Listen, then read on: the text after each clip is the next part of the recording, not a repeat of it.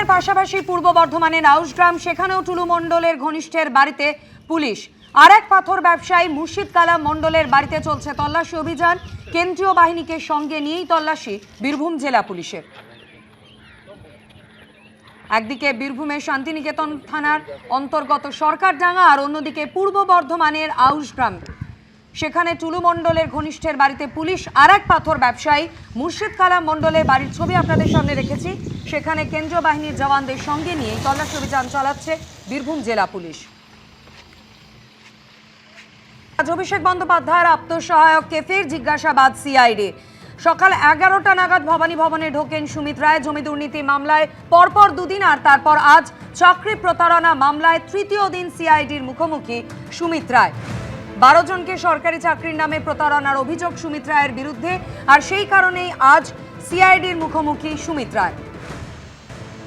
পার্থপ্রতিম ঘোষ এই মুহূর্তে সরাসরি আমাদের সঙ্গে রয়েছেন। পার্থপ্রতিম, বেশ কিছুক্ষণ হয়ে গেল সুমিত রায় তিনি সিআইডির মুখোমুখি হয়েছেন। জিজ্ঞাসাবাদ প্রক্রিয়া কতক্ষণ ধরে চলছে? মূলত কোন কোন তথ্য নথির ভিত্তিতে চলছে এই জিজ্ঞাসাবাদ? দেখো, এই যে মামলা, এই মামলায় এর আগে দুজনকে গ্রেপ্তার হয়েছে। তার মধ্যে একজন হচ্ছে যার নাম এফআইআর রয়েছে, তাকে গ্রেপ্তার করা হয়েছে। অন্যদিকে হচ্ছে যে প্রাক্তন তৃণমূল বিধায়ক মেদিনীপুরের সুজয় হাজরা, যার নামও কিন্তু এফআইআর হয়েছিল, যাকে শালবনির জমি দুর্নীতি মামলায় গ্রেপ্তার করা হয়েছিল, তাকেও হচ্ছে শোন অ্যারেস্ট করে তাকেও গ্রেপ্তার দেখানো হয়েছে। মামলা এফআইআরের নাম ছিল হচ্ছে অভিষেক বন্দ্যোপাধ্যায়ের আত্মসহায়ক সুমিত রায়। এবং এক্ষেত্রে যেমনটা অভিযোগ যে ডেবরা থানায় এক ব্যক্তি অভিযোগ করেন, এবং সেই অভিযোগপত্রে তিনি স্পষ্ট করে উল্লেখ করেন যে সরকারি চাকরি দেওয়ার নাম করে একবারে প্রতারণা, হুমকি দেওয়ার অভিযোগ। 12 জন ক্যান্ডিডেটকে জোগাড় করতে বলা হয়েছিল তাকে, এবং নিজে সহ মোট 12 জনকে নিয়ে পশ্চিম মেদিনীপুরের একটি হোটেলে যায়, এবং সেখানে একজনের মাধ্যমে সুজয় হাজরার সঙ্গে আলাপ হয়, এবং সুজয় হাজরা আরও এক ব্যক্তিকে নিয়ে আসেন, এবং নিয়ে আসার পর তারা 12 লক্ষ টাকা নিয়ে যায় 12 জন ক্যান্ডিডেট মিলে, এবং সেখানে হচ্ছে 2 লক্ষ টাকা সুজয় হাজরা রেখে 10 লক্ষ টাকা ওই ব্যক্তিকে দিয়ে দেয়। এবং দেওয়ার পরবর্তীকালে যেমনটা ওই ব্যক্তি নিজের পরিচয় দেয়, নবান্ন উচ্চ পদস্থ আধিকারিক তিনি। তারপরে সেই 12 জনকে কলকাতায় নিয়ে আসা হয়। কলকাতায় বিকাশ ভবন থেকে শুরু করে একেবারে খাদ্য ভবনে তাদেরকে নিয়ে বিভিন্ন দপ্তরে ঘোরায়, এবং ঘোরাবার পর তাদের কাছ থেকে পরে আবারও পশ্চিম মেদিনীপুরের হোটেলে তাদেরকে ডাকা হয়, তাদের কাছ থেকে টাকা চাওয়া হয়। বলা হয় যে বিভিন্ন স্তরে স্তরে টাকা দিতে হবে, তার মধ্যে অভিষেক বন্দ্যোপাধ্যায়ের আত্মসহায়ক সুমিত রায়কে টাকা দিতে হবে, এবং এরপরে আরও 12 লক্ষ টাকা তাদের কাছ থেকে নেওয়া হয়েছিল।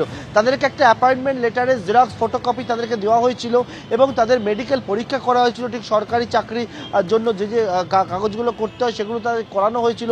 তারা বিশ্বাস করে সেই টাকা দিয়েছে। পরবর্তীকালে তারা মনে করেন যে জানেন যে টাকা দেওয়ার পরে 2023 সালে চাকরি পাচ্ছে না।